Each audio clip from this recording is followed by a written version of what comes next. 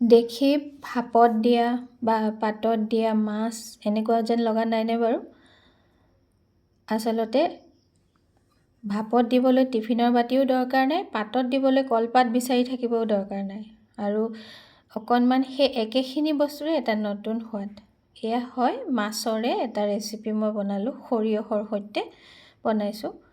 আৰু কলপাতৰ দৰকাৰ নাই, মই এবিধ বিশেষ আমাৰ শাক পাচলিয়ে দিছোঁ।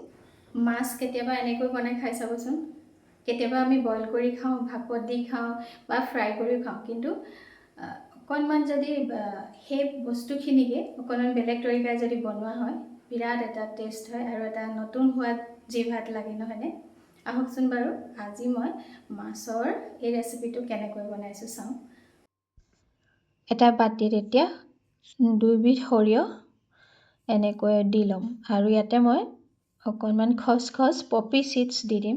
আপোনালোকে তাৰ ঠাইত কাজুও দিওঁ বুলিলে পাৰে আৰু নিদিলেও কথা নাই।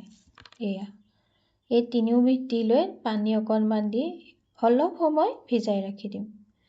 আৰু এয়া লৈ লৈছোঁ ৰঙালাওৰ আগ। এয়া হ'ল পাত, অৱশ্যে আগ মানে মই পাতখিনিহে ব্যৱহাৰ কৰিম, যিখিনি খাবৰ লায়ক পাত হ'ব।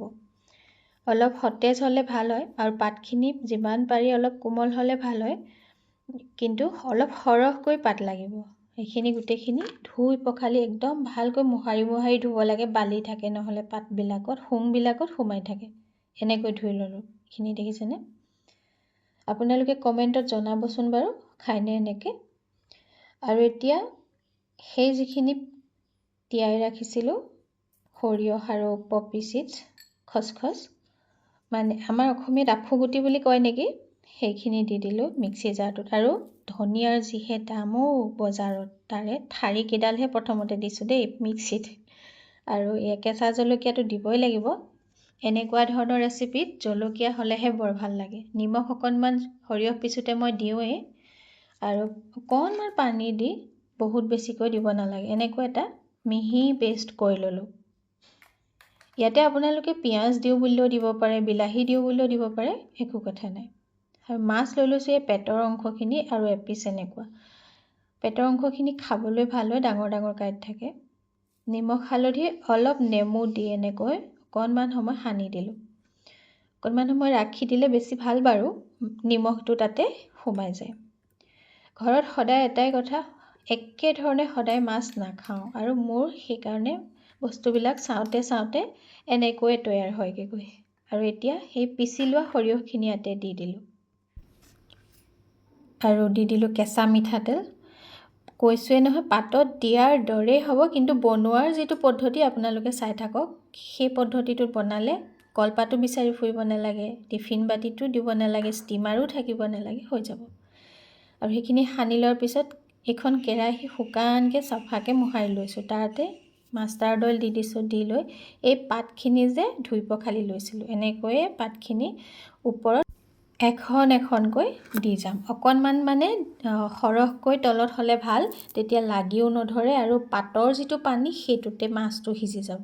এতিয়া সেয়া মাছখিনি দি দিলোঁ, আৰু যিখিনি সৰিয়হ পেষ্ট অকণমান আৰু ৰাখিছিলোঁ ওপৰত, সেইখিনিও ইয়াতে দি দিম। সৰিয়হ পেষ্টটো অকণমান বেছি হ'লে মানে ভাতৰ সৈতে এনেকৈও খাই দিব পাৰিব। সেইখিনি হোৱাৰ পিছতে ওপৰত আকৌ এনেকৈ সেই ৰঙালাওৰ পাত দি দিলোঁ। যিমান দিয়া হয় সিমান মাছটো খুব ধুনীয়াকৈ সিজিও যায় আৰু লাগি নধৰিব বহুত। অকণমান আৰু এনেকৈ সৰিয়হৰ তেল ওপৰত দি লৈ গেছৰ আটাইতকৈ যিটো সৰু বাৰ্ণাৰ, মানে একেবাৰে ফ্লেমটো ল', সেইটোত দি অকণমান চিমত দিয়াৰ আগতে দি দিছোঁ। 1 মিনিটমানৰ পিছত মই আপোনালোকক দেখুৱাবৰ কাৰণেহে এয়া হেৰি কৰিছোঁ, দেখিছেনে পানী ওলাইছে।